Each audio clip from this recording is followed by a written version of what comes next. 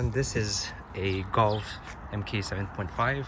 So I was having some squeaks, and whenever I pressed in here, you know, you would hear squeak, squeak, squeak on this B pillar, I believe, or A pillar. I forgot the exact name of it.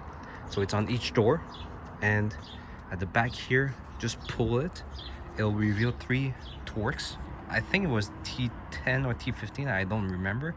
So you'll have to really grab from here and pull it out, and then spray some lithium grease or some kind of grease. I use WD-40 lithium grease. I sprayed all from top to bottom, including the trim.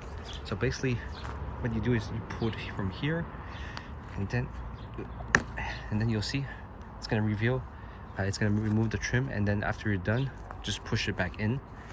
I'm just gonna try it because I'm trying to film. See what I'm doing here. So if you want, you can use a plastic pry tool for trims, and then it's gonna pop out.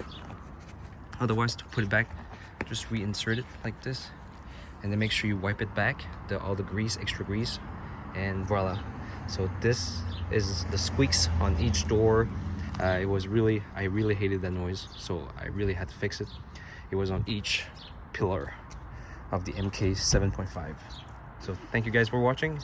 Hope it helped fix the squeaks, and good luck, guys.